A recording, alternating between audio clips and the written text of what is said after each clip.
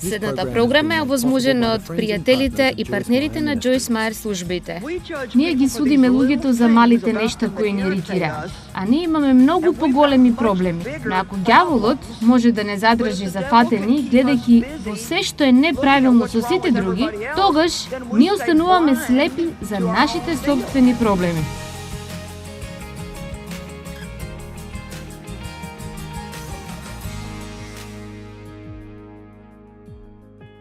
Ние мора да почнеме од знаењето дека умот е бојното поле. Морате да си го штитите срцето со сета сила, затоа што од него извираат проблемите во животот. Внимавајте на што размислувате кога возите по автопатот. Некако со празен ум, ви одеднаш размислувате толку многу лоши нешта за некоја личност или како таа личност те нервира.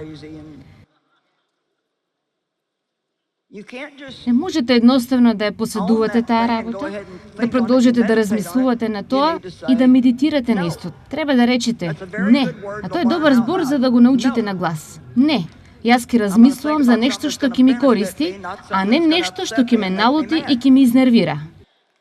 Амин. Така, прво нешто за кое ќе зборуваме. 7 начини на кои ѓаволот напаѓа. Се надам дека ќе стигнам да зборувам за сите 7 начини на кои ѓаволот напаѓа, а ѓаволот сака ние да наоѓаме грешки. Затоа што, ако ние можеме да си го задржиме умот, или тој ни го задржи умот на сите туги маани, тогаш никогаш нема да си ги согледаме своите. А ние не можеме да направиме ништо за тугите, но ние можеме да направиме нешто за своите ако соработуваме со Бог.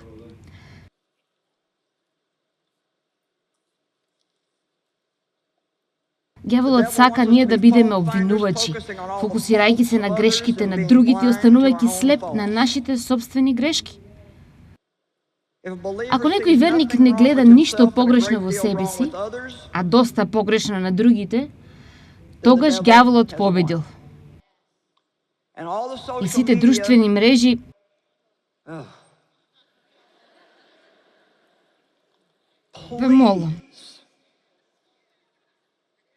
Ве молам, не вклучувајте се на друштвените мрежи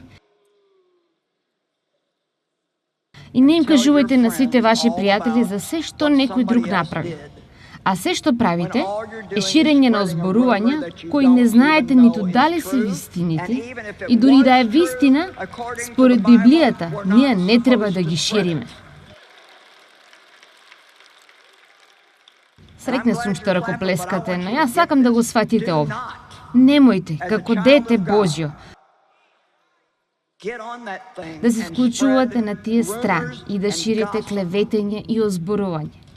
Најчесто, кога луѓето зборуваат за некој друг, тие воопшто немаат поим за што точно зборуваат.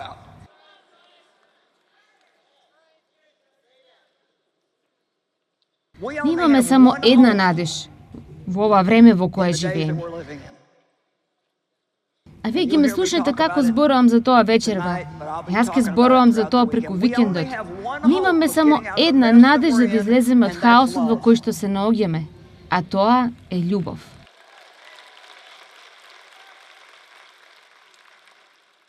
Главната порака во Библијата е Бог те сака и тој сака ти да ги сакаш сите други, вклучувајќи се и себе си.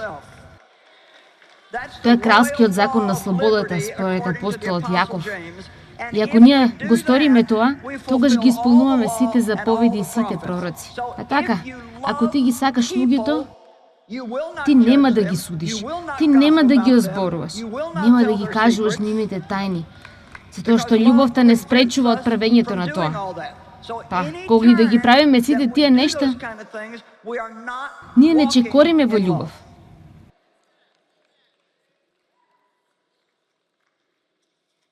Постојат секакви, знаете, добри стихови за да ја подкрепат оваа тема за да не осудуваме. Јас ќе ви прочитам само еден кој ви е познат. Матеј глава 7 стих 1 до 5. Не судете, или вие исто така ќе бидете судени. Зашто на таков начин да ги судите другите, и вие ќе бидете судени, и со каква мерка мерите, така и ќе ви се мери. Зошто ја гледаш раската во окото на твојот брат, а гредата во своето око не ја чувствуваш? Ми се допаѓа преводот кој вели бандерата во твоето собствено око. Јас мислам, ако ние веруваме што вели Библијата, тој вели, ние ги судиме луѓето за тие мали нешта во нив кои ни иритираат, а ние имаме многу поголеми проблеми. Но ако ѓаволот може да не задржи зафатени, гледајќи во се што е неправилно во сите други, тогаш ние остануваме слепи на своите проблеми. Римјани 2 вели, вие немате изговор, без разлика кој да си ти, кога судиш некој друг за истите работи за кои ги судиш другите луѓе, ти се осудуваш себе си. Што? Не. Знаете зошто? Ние секогаш имаме изговор за себе си, но за другите луѓе нема изговор. Ау, нема изговор за ти да се однесуваш така.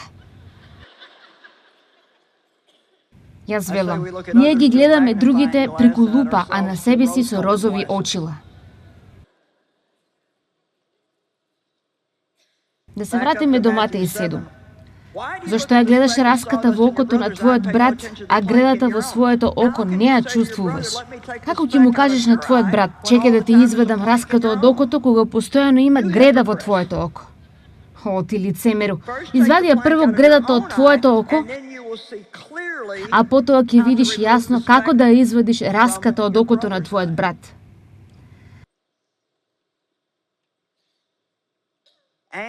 Гневот и неопростувањето се дел од сите овие нешта.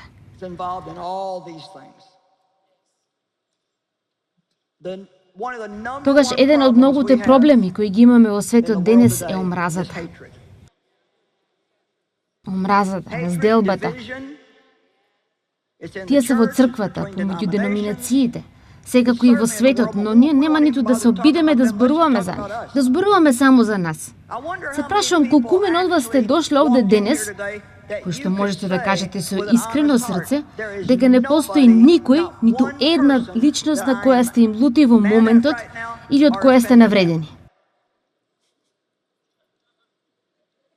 Ајде сега, станавте тивки. Јас мислам дека ние треба да можеме да си легнеме секоја вечер велики: Боже, ти благодарам што не сум лут на никому. Гледате, тивки сте, тивки. А ова е сериозен проблем. Знаете зошто? Затоа што во Ефесијаните 4 ни кажува отворено: не дозволувајте сонцето да зајде во вашиот гнев и не давајте му никакво место на ѓаволот. Така, кога ние остануваме гневни, отвараме врата за ѓаволот.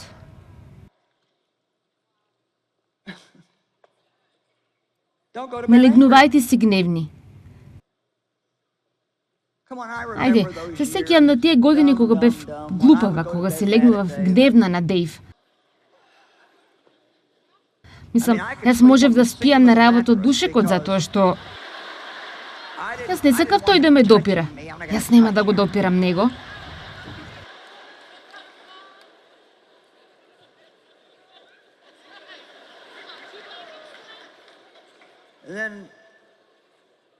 Тогаш тој ќе ја земе целата покривка, а јас нема да му барам никаква покривка.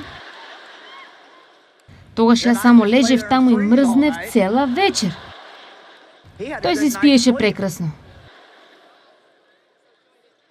А што добив јас? Главоболка, болка во стомакот, умор на наредниот ден затоа што не спиев. Глупаво е. Нештата кои ние ги правиме се глупави. Тоа не го промени Дејв. Дејв е се уште истиот.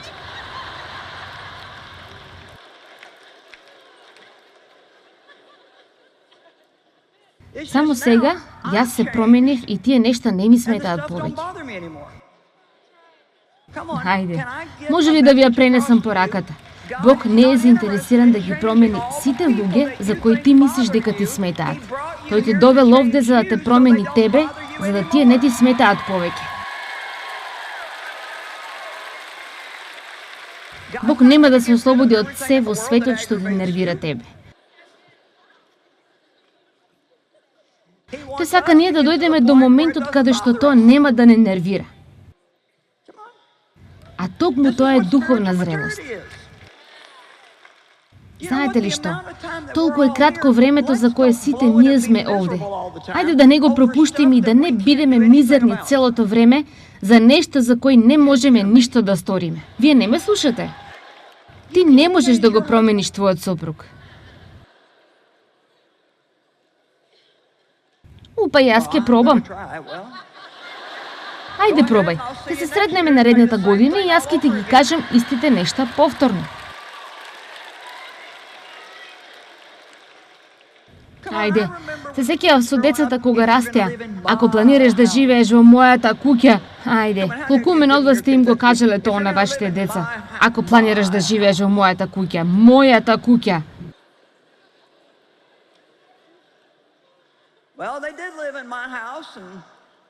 Па тие живееја во мојата куќа и ние помогнавме колку можеме, но јас имам прекрасни деца. Сега, знаете, само затоа што вашите деца не прават се на начинот на кој што вие би сакале да прават, тоа не значи дека тие нема да израснат и да бидат прекрасни луѓе. Поучувајте ги правилно. Дајте им малку простор. Ајде, на колку сте лути? Вие не може да се оправдате без разлика што и да ви направиле тие. Извинете, но тоа е во Библијата. Без разлика што и да ти направиле, ти немаш оправдание да не им простиш.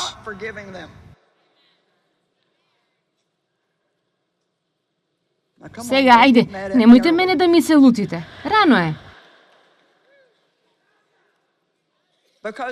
Затоа што тоа бил ѓаволот кој работил преку нив, а единствениот начин да му вратиш на ѓаволот е да им простиш и да се молиш за нив. А кога станува збор за судење други луѓе, единственото нешто кое навистина треба да го направиме кога гледаме грешка во некого, е да се молиме за нив, а не да им судиме и да ги критикуваме. Колку мен од вас мислат дека ако вложите повеќе енергија во молитва за овие нешта, можеби ќе се подобрат? Второ, начин на кој ѓаволот се обидува да те измами. Тој сака ние да бидеме горди и да мислиме, гледаш, размисли повторно, да мислиме дека ние знаеме се. Ние знаеме повеќе од колку сите останати. Ајде, колку мен од вас дамите имате сопруг кој никогаш не греши? Јас нема да кажам ништо повеќе затоа што мојата е овде.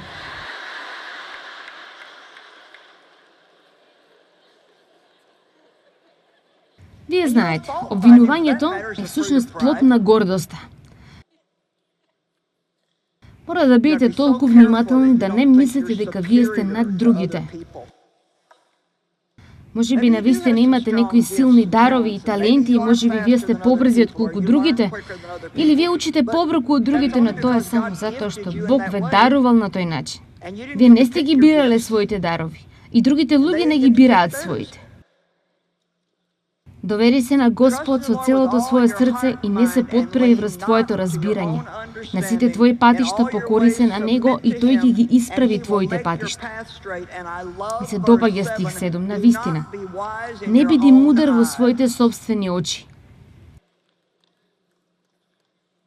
Не сакам да ве навредам, но вие не сте толку паметни колку што мислите дека сте. И знаете што? Вие можете да имате секакво образование и сепак да немате мудрост. Сакам да напишам книга за изреките. А не знам како некогаш би напишала цела книга за изреките, затоа што таму се зборува за најверојатно околу 200 различни теми. Предходниот викенд си помислив, знаеш што? Јас едноставно ќе седнам и ќе почнам. Прекрасно е. Многу често со Бог ти само треба да си го бркнеш стапалото во водата и тогаш тој почнува да работи. Па јас сум на глава 7 сега. Но работата е, дали тоа е мудрост? Побожниот страх и стравопочит спрема Бог е почеток на мудрост. Па каде го снема тоа? Што се случи на стравопочита спрема Бог? Знаете ли што значи страв од Бог? Тоа значи дека можеш да ја препознаеш Божјата моќ, колку Тој е силен и колку е суверен Тој до моментот кога ти би направил се само да не го навредиш. Гледате, тоа ќе ви помогне да не зборувате за другите луѓе. Тоа ќе ви помогне да не бидете полни со себе си и да не бидете горди затоа што ние не мислиме, се плашам дека Бог ќе ме повреди. Туку со почит. Јас знам кој е Бог, јас знам што тој може да направи. Јас знам дека тој ќе направи она што го вели. Тоа е почетокот на мудрост. Ние не можеме да имаме мудрост воопшто ако немаме стравопочит спрема Бог. И кој го поучува тоа? Кога беше последниот пат кога слушнавте на вистина добра проповед на тема побожен страв и стравопочит за Бог? Да, Бог те сака, но потребно ти е да слушнеш и некои други нешта покрај тоа дека Тој те сака. И да, Неговата благодат е прекрасна, но тоа не е единственото нешто за кое зборува Библијата. Нашиот Бог е оган кој проголтува се. Тој е милостив. Но тој заслужува стравопочит и знаење кое, јас го објаснувам вака, не се закачувај со мене. Сега, можеби не ви се допаѓа начинот како се кажува тоа, затоа што сите ние сакаме да мислиме дека, знаете, Бог е само шекерче, здачин и се е фино. Тој само кратко ќе поднесува злоба, изопаченост, грев и лицемерие. А потоа затоа што тој не сака, тој се справува со нас. Не за да не повреди, туку затоа што тој не сака да останеме такви. Знаете што? Ќе ви ја кажам целата вистина. Јас би се плашила да застанам овде, на оваа проповедална, да се обидам да проповедам ако бев лута на мојот маж. Вие би рекле, па зошто би се плашил? Затоа што се што имаме моето помазание. Јас не сум фантастична. Јас не можам да пеам, јас не свирам на инструмент. Ако проповедта не е добра, јас не можам да си ја земам гитарата и да ви испеам песна. И така, јас чекорам на овие платформи илјадници пати сум гледала во илјадници луѓе, а тие чекаат на мене да го кажам токму правото нешто. Јас дојдов за слово од Бог. Сите сакаат да го бараат тоа од тебе.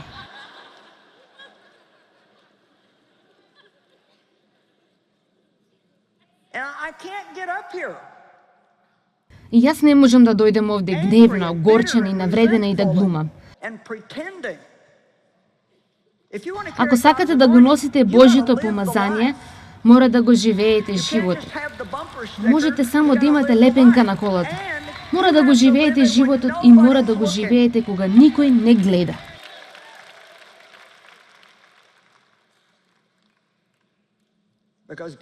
Затоа што Бог гледа се, и тоа е исто така појаснето во изреки.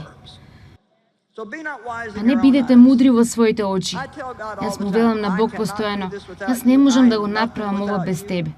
Јас сум ништо без тебе. Било каков успех што го имам е само заради тебе.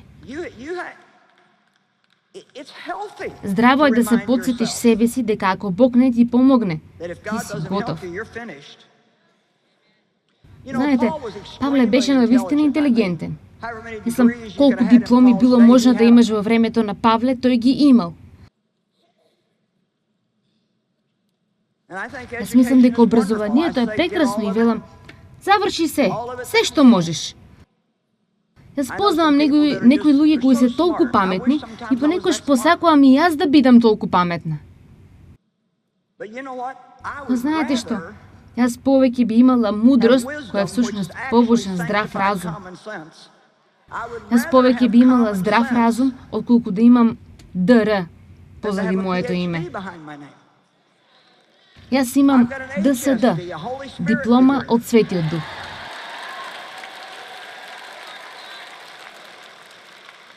И да, би било убаво да ги имам и другите. Јас не добив таа можност и сум благодарна за луѓе кои го прават тоа, но дури повеќето луѓе не се толку паметни колку што мислат дека се. Затоа што Бог се уште е тоа. Така Павле брилјантниот Павле, со сите негови дипломи кои би можел да ги има, тој рече во 1 Коринќаните: Јас решив да не знам ништо друго освен за Исуса Христа и тоа распнатиот. Зарем тоа не е интересно? До какво откровение доаѓаше Павле? Јас ги имам сите овие нешта, но што добро ми носат без Исус?